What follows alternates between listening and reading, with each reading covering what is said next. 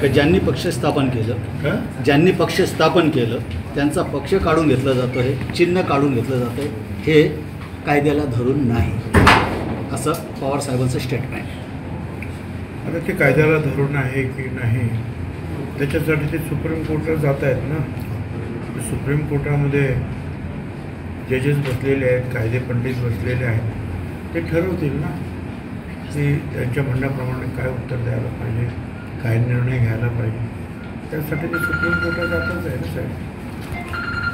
काल त्याची ते संस्कृती आहे ती,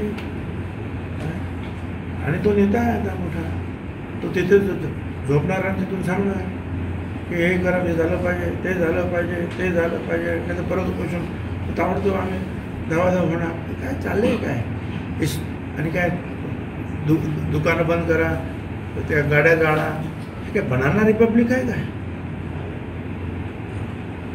टोळ्यांचं राज्य आहे काय? काही देशांमध्ये जाणून असं आहे की जी टोळी जी आहे प्रमुख दादागिरी करते तिचं राज्य चालतं तिथे, त्या बनाना रिपब्लिक. हे बाबासाहेब आंबेडकरांच्या घटनेनुसार अस्तित्वात आलेलं लोकशाहीचं महाराष्ट्र राज्य आहे.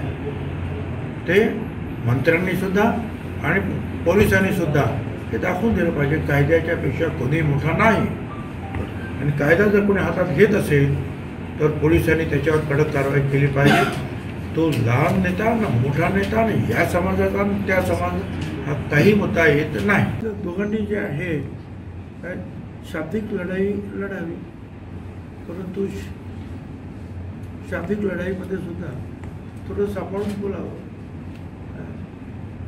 जे जाधव जे आहे ते नारायणराव राणे त्यांच्या कुटुंबाला वाटेल जे काही बोलायला लागले तर ते सुद्धा मग त्याला आरेला कार्य उत्तर देणारच.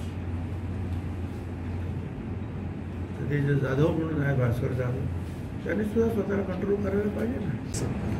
मला काय माहिती नाही, ते भाजपला विचारायला पाहिजे की त्यांच्याकडे कोण कोण उमेदवार आहे आणि त्यांनी ते का केलं, कुणासाठी केलं, कशासाठी केलं. आणि एक आहे ना की अशोक चव्हाण सारखा एक मोठा कार्यकर्ता नेता जो माजी मुख्यमंत्री राहिलेला आहे, ज्याचा होल्ड आहे अनेक मतदारसंघावर, ते जर स्वतःचा पक्ष सोडून जर BJPमध्ये आले तर त्यांना त्यांचा तो सन्मान करणं हे सुद्धा BJPचं काम होतं. त्याप्रमाणे त्यांनी ते केलं. प्रफुल्ल पटेलचं अजून कार्यकाळ 3 वर्ष बाकी असताना अचानक त्यांना ते सांगितलं नाही काही तांत्रिक कारणामुळे त्यांना तिथे राजीनामा देऊन परत निवडून यावं लागलं. सरळ आहे हो. ते डिस्क्वालिफिकेशनची जी काही नोटीस होती त्यातून ते आता मुक्त झाले की नाही, त्याच्यामुळे त्यातून नवीन झाले, त्याच्यामुळे डिस्क्वालिफिकेशनच्या नोटीसला अर्थ राहिला नाही. आणि नवीन मनुष्य जो आहे तो 2 महिन्यांनी पुन्हा निवडून येईल तिथे आमचाच अजित पवार राष्ट्रवादी काँग्रेसचा जो कोणी एखादा उमेदवार 2 महिन्यांनी निवडून येईल. त्याला ते डिस्क्वालिफिकेशन अट्रॅक्ट करणार नाही, त्याच्यामुळे सेफ झाले.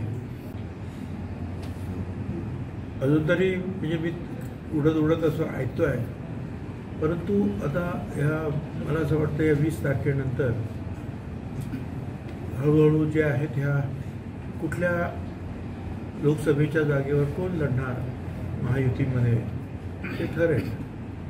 त्याच्यामध्ये स्वाभाविक आहे की ह्या ज्या 4 जागा ज्या त्या राष्ट्रवादीच्या आलेलीच होत्या, त्याच्यामुळे त्या 4 जागावर तर क्लेम करणारच अजितदादा पवारगड. आणि आणखीन काही जे आहेत जेवढे शिंदे गटांना जेवढ्या जागा मिळतील तेवढ्या जागा आम्हाला मिळाव्यात अशी आमची सुद्धा मागणी आहे.